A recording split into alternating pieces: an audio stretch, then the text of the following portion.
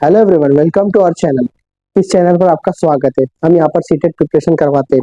जो भी हमारे दोस्त व्यूवर्स जो एग्जाम देने वाले हैं, दिसंबर 14 को पेपर है आपका। सो हार्डली 20 डेज बचे। आई थिंक आपकी भी अच्छी स्टडी चल रही होगी। यहाँ पर आप इस चैनल पर देख सकते हैं, बहुत सारे वीडियोस है। मैथ्स पेडागोजी के, प्याजे, Vygotsky, Kohlberg, other other videos है। प्रीवियस ईयर क्वेश्चन भी है। प्रीवियस ईयर क्वेश्चन आपको पता है मस्ट है, एग्जाम्स के लिए प्रीवियस ईयर क्वेश्चन चाहिए ही चाहिए। बहुत सारे हमारे व्यूवर्स प्रीवियस ईयर क्वेश्चन भी सॉल्व करते होंगे, जो कि एग्जाम के लिए बहुत जरूरी है। उससे रिलेटेड ही क्वेश्चन आते हैं, उस टाइप का जो कंटेंट रहता है उससे उससे रिलेटेड ही क्वेश्चन आपको पूछता है। सीटेट का एग्जाम इस तरह होता है। अभी प्रीवियस ईयर क्वेश्चन बहुत सारे वीडियो आप जरूर जाकर उसे देख सकते हैं। आज हम लेने वाले प्रीवियस ईयर क्वेश्चन ही। प्रीवियस ईयर क्वेश्चन में क्या लेने वाले? सीटेट दिसंबर की तैयारी कर रहे हैं हम, वो तो पता है। मैथ्स पेडागोजी आप सबको पता होगा। पेपर 2 के अंदर मैथ्स पेडागोजी, मैथ्स और साइंस दो सब्जेक्ट होते हैं, जिसमें मैथ्स 20 मार्क का कंटेंट आता है, जिसमें आपको प्रॉब्लम सॉल्व करना होते हैं, और 20 मार्क का साइंस कंटेंट आता है, जिसमें एनसीईआरटी की बुक होती है अपनी 6 to 8, और मैथ्स का 6 to 8 एनसीईआरटी। बट 10 मार्क्स का दोनों का जो है, तो 10 मार्क्स मैथ्स का पेडागोजी होता है और 10 मार्क्स साइंस का पेडागोजी होता है। क्लियर? 10 मार्क्स के दोनों पेडागोजी होते हैं। तो आज हम प्रीवियस ईयर क्वेश्चन लेने वाले हैं। कौन से क्वेश्चन लेने वाले? Previous year, PYQ. Previous year question 6 फरवरी में आज पूछे हुए। बहुत सारे व्यूअर्स, अगर किसी ने दिया होगा या किसी के रिलेटिव्स ने दिया होगा या कोई फ्रेंड्स ने दिया होगा, ऑनलाइन एग्जाम जब हो रहे थे तो डेली शिफ्ट बहुत सारी थी। तो उसमें से एक शिफ्ट का पेपर हम यहाँ पर सॉल्व करने वाले 6 फरवरी 2023 का। पेपर 2 का सिर्फ पैडागोजी क्वेश्चन सॉल्व करेंगे। यहाँ पैडागोजी क्वेश्चन सॉल्व करेंगे मैथ्स के 10 मार्क्स के लिए। सो हम स्टार्ट करते हैं। सो ये पहला क्वेश्चन रहा आपकी स्क्रीन के ऊपर। पढ़िए पहला question. According to national curriculum framework 2005, सबको पता है एनसीएफ, जो नेशनल करिकुलम फ्रेमवर्क है 2005, उसके रिगार्डिंग, उसके अकॉर्डिंग ही जो है तो करिकुलम तैयार किया हुआ है। Which of the following is the most important aspects of teaching of mathematics eight primary level? सबसे अच्छा और बेस्ट मेथड कौन सा रहेगा मैथमेटिक्स? पेडागोजी होता क्या है सभी को पता होगा। आप किस तरह से टीचिंग को इम्प्रूव कर सकते, बेस्ट से बेस्ट आप टीचिंग दे सकते स्टूडेंट को, ठीक है, उसे कहते हैं पेडागोजी। आप किस तरह वो सिचुएशन को टैकल करेंगे, बच्चा कहाँ पे लैग कर रहा है, आपका किस तरह आप उसके प्रॉब्लम्स को दूर करेंगे, ये सब होता है पेडागोजी में। और पेडागोजी सिंपल होती है 10 मार्क्स की। सिर्फ आपको लॉजिक लगाना है कि इसमें आप कौन सा बेस्ट मेथड यूज करेंगे अपने बच्चे को, अपने स्टूडेंट को पढ़ाने के लिए। तो 4 ऑप्शन होते हैं, सभी को पता है। 4 में से एक मोस्ट अप्रोप्रिएट आंसर होता है। होते कभी कभी 2 भी करेक्ट लगते हैं आपको, बट मोस्ट अप्रोप्रिएट आंसर हमें टिक करना होता है। नहीं तो कोई जाकर आएंगे 2-2 कर देंगे, 2-2 करना ही नहीं होते, सिर्फ एक मोस्ट अप्रोप्रिएट आंसर टिक करना होता है। सो क्या होगा इसमें? पहला पहला क्वेश्चन ऑप्शन देखिए, preparing children for higher education and employment. बच्चे को जो है तो इसलिए पढ़ाना है कि वो जो है तो हायर एजुकेशन, अच्छी एजुकेशन ले सके, डॉक्टर, इंजीनियर, वकील, आईएएस, आईपीएस, जो भी बनना है बन सके। And employment, employment means what, आगे जाकर उसे जो है तो रोजगार मिले, उसका घर चले, इसलिए पढ़ाना है क्या? ये तो है, बट सिर्फ यही फैक्टर है क्या? नहीं। सेकेंड ऑप्शन है promoting and preparing children for coding. बच्चे को कोडिंग के लिए, जैसे आईटी में होता है कोडिंग वगैरह, जो भी प्रॉब्लम्स है उसके लिए तैयार करना है, सिर्फ वो एक है फीचर? नहीं। थर्ड ऑप्शन है making mathematics a part of children life experience. बच्चे को जो है तो लाइफ एक्सपीरियंस से कनेक्ट कीजिए मैथमेटिक्स को। क्वेश्चन में आपको यही पूछा है 2005, which of the following the most important aspect, सबसे इंपॉर्टेंट एस्पेक्ट कौन सा है ऑफ टीचिंग मैथमेटिक्स, मैथमेटिक्स पढ़ाने का है primary level. Primary level means what, 1 to 5 या 6 to 8, जो भी है। सो हमें थर्ड ऑप्शन करेक्ट लग रहा है, making mathematics a part of children life experience. बच्चे के जो है तो जो डेली लाइफ एक्सपीरियंस का पार्ट बने। होता है ना, बच्चा अगर चॉकलेट लाने जा रहा है, 10 रुपीज दिए, सो 5 रुपीज का चॉकलेट लिया, रिमेनिंग कितने बचे? 5। हर जगह मैथ्स होता है। सुबह उठने से लेकर शाम में सोने तक आप हर जगह मैथ्स यूज करते हैं। अगर आपको उठना है सुबह 6 बजे, तो यहाँ पर भी टाइम आ गया। सो क्या आ गया? मैथ्स आ गया। सो डेली लाइफ रूटीन से बच्चे को कनेक्ट करना है। नेक्स्ट ऑप्शन है to become a business person in future. ये भी कुछ ऑप्शन काम का नहीं है। Third option is correct, making mathematics a part of children life experience. Okay, अगर कुछ भी अगर क्वेश्चन आपको नहीं समझ में आ रहे, तो आप कमेंट जरूर कीजिए, जिससे हम उसको ऑप्शन को और अच्छे से एक्सप्लेन कर सके नेक्स्ट वीडियो में। ये प्रीवियस ईयर क्वेश्चन है, अगर आप ये अच्छे से कर लेते, सो आपको जो तो पेपर में बिल्कुल डिफिकल्टीज नहीं आएंगी ज्यादा। ठीक है, बहुत सारे हमारे प्रीवियस ईयर के क्वेश्चंस जो वीडियोस है आप जरूर उसे जाकर देखें। नेक्स्ट क्वेश्चन है आपकी स्क्रीन के ऊपर ये रहा, a stage in van Hiele theories of geometric thinking where children observe the geometrical shape. यहाँ पर क्या बताया जा रहा है, वैन हिल थ्योरी सभी ने पढ़ी होंगी, नहीं तो चैनल पर है आप जरूर जाकर देखें। Geometric thinking where the children observe a geometrical shape, geometrical shape होते हैं ना, सपोज स्क्वायर है, रेक्टेंगल है, जो भी शेप्स है geometrical shape, holistically but get confused when orientation of shape is change is named as. तो यहाँ पर क्या होगा, बच्चा देख रहा है, देखना मीन्स क्या होता है, विजुअल करना, क्या होता है, विजुअलाइजेशन। बच्चा यहाँ पर क्या कर रहा है, geometrical thinking where children observe the geometrical shape, observe कर रहा है, क्या कर रहा है, विजुअल, विजुअलाइजेशन कर रहा है, देख रहा है। फर्स्ट ऑप्शन क्या दिख रहा है हमें, विजुअलाइजेशन, जो कि लेवल 0 होती है प्राइमरी लेवल पर, विजुअलाइजेशन। उसके बाद होता है एनालाइजिंग, बट हमें कौन सी स्टेज पूछ रहा है, प्राइमरी स्टेज पूछ रहा है। कौन सी स्टेज पूछ रहा है हमें, प्राइमरी। सो प्राइमरी के ऊपर जो है तो वैन हिल की थ्योरी अगर आपने नहीं देखी तो जरूर जाकर देखें, लेवल 0 होती है।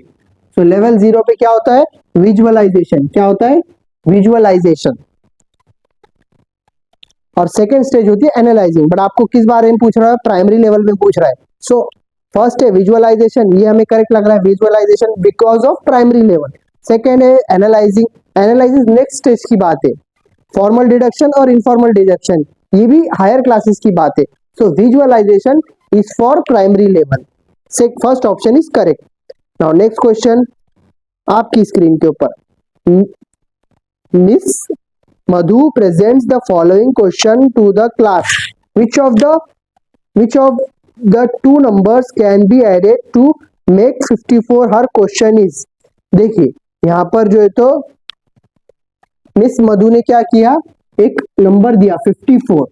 अब 54 को कौन से दो नंबर ऐड करने पर 50 आएगा। सपोज मैंने यहाँ पर लिखा 30 प्लस 24 कितना आंसर आएगा, 54। सपोज मैंने यहाँ पर लिखा 40 प्लस 14 आंसर कितना आएगा, 54। सपोज मैंने यहाँ पर लिखा 50 प्लस 4 कितना आएगा, 54। मतलब कोई भी नंबर आप अरेंज करो, कुछ पूछा है क्या वहां पर मिस ने, नहीं कुछ नहीं पूछा, सिर्फ पूछा कौन से दो नंबर ऐड करने पर 54 आएगा। कौन से भी नंबर ऐड कर सकते हैं, 30 प्लस 24, 40 प्लस 14, 50 प्लस 4, कोई भी नंबर ऐड करेगा तो 54 आएगा। सो यहाँ पर क्या पूछ रहा क्वेश्चन में, फर्स्ट ऑप्शन है a closed ended question to check the skill of addition. Close ended है क्या, अगर यहाँ पर ऑप्शन देता 30 प्लस 24 इज 54, अगर मिस मधु पूछती 30 प्लस 24 इज 54, सो ये क्लोज एंडेड हो जाता कि डायरेक्ट नंबर दिया हुआ है उसका इक्वल 54 होता, नहीं, पर उसने क्या पूछा 54 को कौन सा नंबर ऐड करने पर 54 आएगा। यहाँ पर दो तीन ऑप्शन और कई सारे ऑप्शन बन सकते हैं, ठीक है। सो यहाँ पर ये क्लोज एंडेड भी क्वेश्चन नहीं है। सेकेंड है an ill form question to confuse the student, student को कंफ्यूज करने के लिए है। स्टूडेंट कंफ्यूज हो रहा है, नहीं वो दिमाग लगा रहा है, उसकी क्रिएटिव थिंकिंग लगा रहा है कि कौन सा नंबर ऐड करने पर 54 बन सकता। सो सेकेंड ऑप्शन भी नहीं है करेक्ट। थर्ड ऑप्शन है an open ended question to promote mathematical thinking. Mathematical thinking is what, ये प्रमोट कर रहा बच्चे का ओपन एंडेड कि इसमें कई सारे आंसर बन रहे। 54 करने के लिए 30 प्लस 24 भी हो रहा, 40 प्लस 14 भी हो रहा, 50 प्लस 4 भी हो रहा, कई सारे आंसर बन रहे हैं यहाँ पर। सो ऑप्शन क्या दिया हुआ है, an open ended question, open ended है मतलब यहाँ पर कई सारे आंसर बन रहे 54 बनाने के लिए, to promote mathematical thinking, mathematical thinking promote करने के लिए, ये हमें करेक्ट लग रहा है। नेक्स्ट है not according to the psychological theories of learning, psychological theory के अकॉर्डिंग नहीं है क्वेश्चन, तो बात ही नहीं है। बट मिस ने उसे क्वेश्चन दिया कि 54 को कौन से दो नंबर ऐड करने पर 54 आएगा। तो बच्चा क्रिटिकल थिंकिंग लगा रहा है ना कि ये नंबर भी ऐड करे तो 54 आएगा, ये नंबर भी ऐड करे तो 54 आएगा, ये नंबर भी ऐड किए तो 54 आएगा।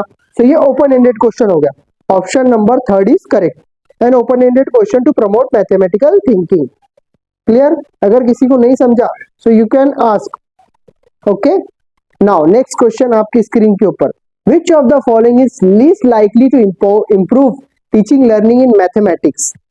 सबसे कम टीचिंग लर्निंग मैथमेटिक्स में कौन सा ये है तरीका है, is least likely to improve teaching learning in mathematics. सबसे कम जो तरीका है, जो चार ऑप्शन में से तीन जो ऑप्शन करेक्ट है, जिस तरह से आप पढ़ाए तो अच्छा वे ऑफ टीचिंग होगा मैथमेटिक्स के लिए, बस एक जो मेथड है, एक जो पॉइंट है उसमें दिया हुआ वो इतना अच्छा नहीं है, सो आपको सबसे लीस्ट बताना है। सो देखिए पहला ऑप्शन क्या दिया हुआ है, knowing ways in which assessment affect the confidence of learner, ये भी एक करेक्ट ऑप्शन लग रहा हमें। नोइंग वेज, अलग अलग तरीके जानना चाहिए असेसमेंट के बच्चों को कि उन्होंने कहाँ तक सीखा, उनका कॉन्फिडेंस लेवल्स लर्नर्स का, ये भी एक करेक्ट ऑप्शन है। सेकेंड है प्रोवाइडिंग कंप्लीट सॉल्यूशन, उसे बस एक प्रॉब्लम दे दिए, सपोज उसे कहा गया कि 2x + 2y = 5, ये क्वेश्चन दे दिया, उसका पूरा सॉल्यूशन सॉल्व करने के लिए दे दिए, suppose higher class 6 to 8 classes में। सो ये आपने क्वेश्चन दे दिया इक्वेशन और उसे कहा ये सॉल्यूशन भी, ये कर लो। सो ये करेक्ट है कि टीचर का मेथड पढ़ाने का? नहीं, आप सिर्फ उसे सॉल्यूशन प्रोवाइड कर दे रहे हो और कर लो बोल रहे, बच्चे को अंडरस्टैंडिंग होगी ये इससे? नो। सो ये तरीका नहीं है। मतलब हमें पूछा भी क्या उसने, देखिए least likely to improve, least likely, सबसे कम अच्छा तरीका कौन सा है जो अच्छा ही नहीं पढ़ाने में। सो सॉल्यूशन प्रोवाइड करना is not a good thing.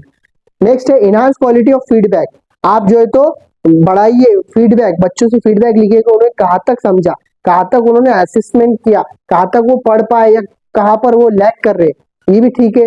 Using result of assessment to modify teaching, assessment जब देखिए first unit first term, second unit second term, होता क्यों है कि फीडबैक आ सके बच्चों का, आप अपने टीचिंग में मॉडिफाई कर सके, तो इसलिए एग्जाम्स लिए जाते हैं स्कूल में। सो ये भी तरीका करेक्ट है कि आप अपनी टीचिंग में, टीचर अपनी टीचिंग में मॉडिफाई कर सके, कुछ चेंज कर सके। नहीं तो टीचर आ रहे पढ़ाकर चल जा रहे, स्टूडेंट पढ़ रहे नहीं पढ़ रहे, समझा नहीं समझा, क्या फायदा। आप जो पढ़ा रहे बच्चे कहाँ तक समझ पा रहे, ये इंपॉर्टेंट थिंग है, तो इसलिए असेसमेंट करना भी सही है। सो सबसे लीस्ट तरीका जो कुछ काम का नहीं है वो कौन सा है, providing complete solution to student wrong answers, बच्चा गलत कर दिया आप उसको लिखा कर दे दो आंसर, ये तरीका सही है क्या? नहीं, बिल्कुल wrong. So option second is correct. Now next question, which of the following is the most appropriate purpose of mathematics laboratory in a school? अगर मैथमेटिक्स की लेबोरेटरी है हर स्कूल में, सो उसका मेन पर्पस या मोस्ट अप्रोप्रिएट पर्पस क्या होगा of mathematics laboratory in school? It helps the school to get good remarks during school inspection, हाँ अगर कोई इंस्पेक्शन के लिए आ गए टीचर ZP के, सो रिमार्क अच्छा मिलेगा, A ग्रेड मिल जाएगा स्कूल को, स्कूल का नाम हो जाएगा, बच्चे एडमिशंस को आएंगे, ये पर्पस होना चाहिए क्या? नहीं। सेकेंड ऑप्शन है it provide some leisure time activities for student, बच्चे कभी बोर हो गए, चलो मैथ्स के लेक्चर लेबोरेटरी में चलो थोड़ा एंजॉय हो जाएगा, ये पर्पस होना चाहिए क्या? नहीं। थर्ड है it provide opportunity for rigorous experimentation, बच्चे जो है तो कुछ एक्सपेरिमेंटेशन कर सके, ये थोड़ा सा ठीक लगा। बट नेक्स्ट ऑप्शन क्या है, it provide opportunity for verification and mathematical exploration, ये थोड़ा सा करेक्ट है, अच्छा ही करेक्ट है, most appropriate. It provide opportunity मिल सके बच्चों को फॉर वेरिफिकेशन, वो वेरीफाई करे, मैथमेटिकल एक्सप्लोरेशन, मैथमेटिक को अच्छे से एक्सप्लोर कर पाए, मैथमेटिक को अच्छे से एक्सप्लोर कर पाए, इसलिए होना चाहिए, ये ऑप्शन करेक्ट है। So fourth option is correct. Now next question आपकी स्क्रीन के ऊपर, after discussing a unit on shape a teacher asked the student why the wheels of the vehicles are around in shape, vehicle के जो है तो shapes around circle type क्यों होते हैं? What do you think about asking such a question in the class, क्यों पूछ रहे, टीचर पूछ रहे क्यों कि जो व्हील है वो सर्कुलर ही क्यों होते, व्हील जो है तो सर्कुलर ही क्यों होते, ऐसा स्क्वायर में क्यों नहीं रहते, रेक्टेंगुलर में क्यों नहीं होते? देखिए आपने कोई रेक्टेंगुलर में व्हील, कि रेक्टेंगल है और वो व्हील चल रहा है, और स्क्वायर में है व्हील चल रहा है, देखे आपने? नहीं, आपने कभी सर्कुलर ही देखे, बट ऐसा क्यों, ऐसा क्यों टीचर ने पूछा, स्क्वायर क्यों नहीं होता, रेक्टेंगल क्यों नहीं होता, व्हील सर्कल ही क्यों है, ऐसा क्यों, रीजन बताओ। तो टीचर का ऐसा क्वेश्चन पूछने का क्या रीजन होगा? ये पेडागोजी, आप किस तरह टीचिंग को इम्प्रूव कर सके, बच्चे किस तरह समझे, इस तरह के हमें क्वेश्चन पूछा जाता है। तो क्या it is a wastage of time, ये वेस्टेज ऑफ टाइम है कि भाई पढ़ा रहे बच्चों को कह दिए कि चलो बोलो व्हील सर्कुलर क्यों रहता है, स्क्वायर रेक्टेंगुलर क्यों नहीं रहता, बोलो चलो, it is a wastage of time? नहीं, ये वेस्टेज ऑफ टाइम नहीं है। इट सेकंड ऑप्शन है it provides an opportunity to shy student to respond, हाँ जो शर्माते बच्चे उनको चांस मिल सके, क्या है सामने बोले हाँ मैम ये स्क्वायर होता है रेक्टेंगुलर होता है, ऐसा नहीं क्योंकि ये हमें सर्कुलर पसंद है इसलिए सर्कुलर में हमने व्हील रखा हुआ है, जो शर्माते बच्चे उनके लिए आंसर देने के लिए टीचर ने पूछ लिया।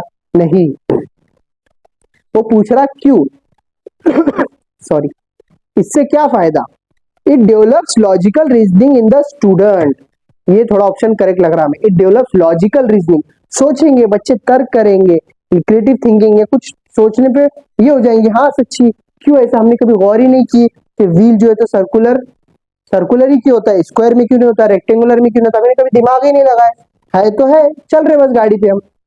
नहीं, उससे बच्चों की जो है तो लॉजिकल थिंकिंग डेवलप होगी और रीजनिंग डेवलप होगी कि ऐसा क्यों, वो सोचेंगे। It develops convergent thinking in a student, convergent mean बाकी वही सोचना, divergent mean open ended question, खुले इसमें सोचना, but convergent it's not answer.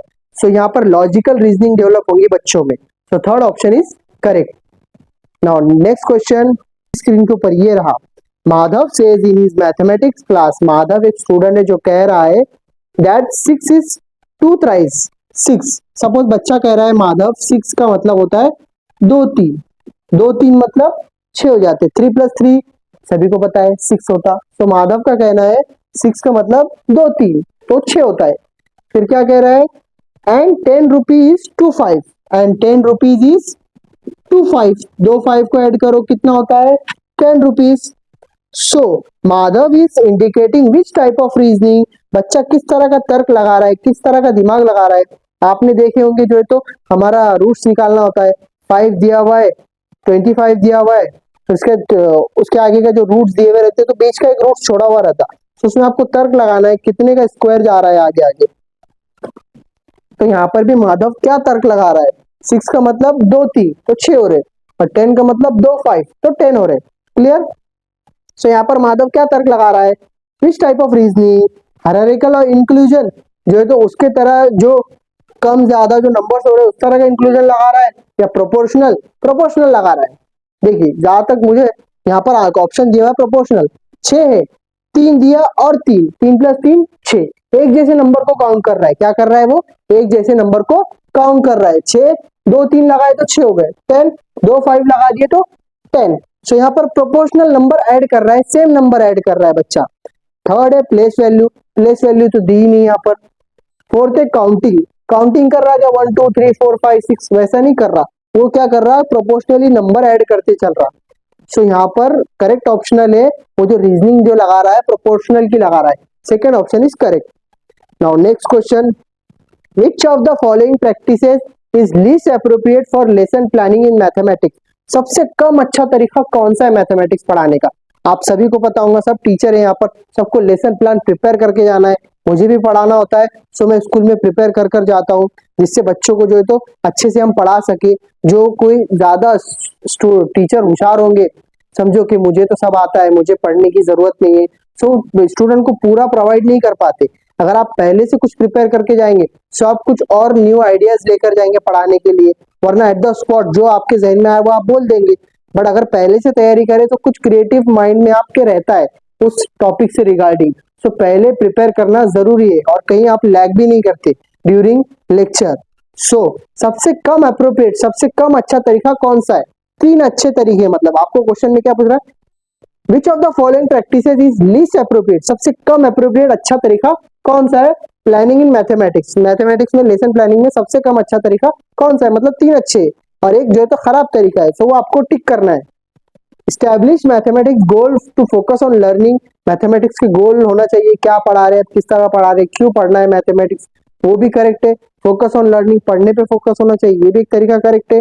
Give task that promote reasoning and problem solving, बच्चों को टास्क दो जिससे बच्चों को जो है तो प्रमोट हो सके रीजनिंग एंड प्रॉब्लम सॉल्विंग की जो है तो हैबिट आ सके उनमें, ये भी करेक्ट है। Purposeful problems for student, purposeful जो उनसे रिलेट करते हैं, पर्पसफुल जो प्रॉब्लम हो वो सॉल्विंग के लिए दो स्टूडेंट के लिए, ये भी करेक्ट तरीका है for teaching mathematics.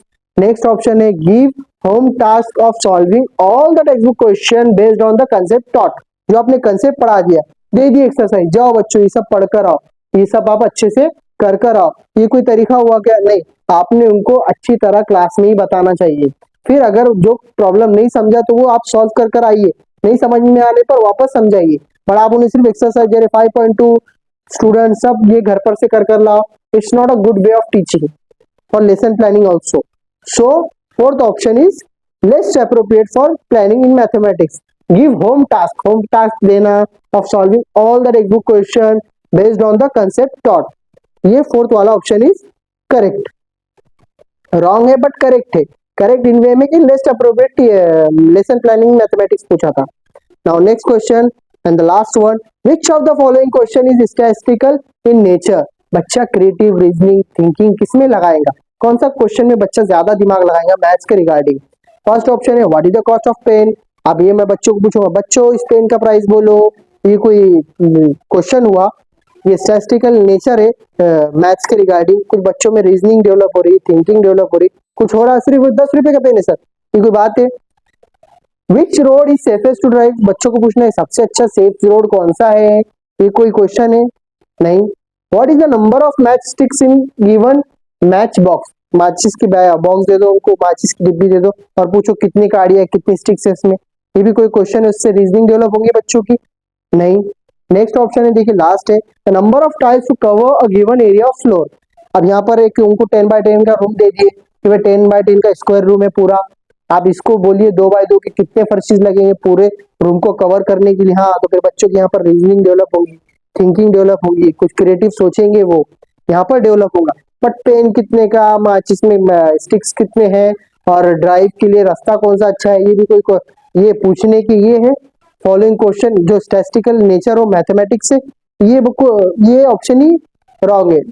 Option correct ये है कि कितने टाइल्स लगेंगे बाबा, 20x20 का रूम है पूरा, तो 3x3 की अगर फर्शी है, 2x2 की फर्शी है या 1x1 की फर्शी है तो कितने टाइल्स लगेंगे इसमें। तो इसमें बच्चों की जो है तो रीजनिंग वगैरह डेवलप होंगी कि कितने एरिया, कितना एरिया में कितनी फर्श लगेंगी।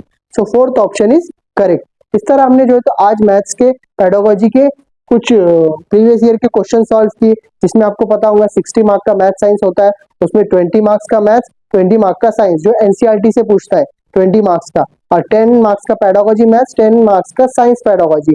सो इस तरह 60 मार्क्स का होता है। तो आज हमने प्रीवियस ईयर क्वेश्चन सॉल्व किए, 6 फरवरी में पूछा हुआ था, ऑनलाइन एग्जाम हुए थे 2023 के 6 फरवरी के पेपर के 9 से 10 अपने हमने पेडागोजी के प्रॉब्लम्स देखे। अगर आपको अभी भी कुछ नहीं समझ में आया तो जरूर आप कमेंट कीजिए, और आपके जो दोस्त व्यूअर्स हमारे जो भी देख रहे हैं उन्हें जरूर शेयर कीजिए जो सीटेट का प्रिपरेशन कर रहे हैं।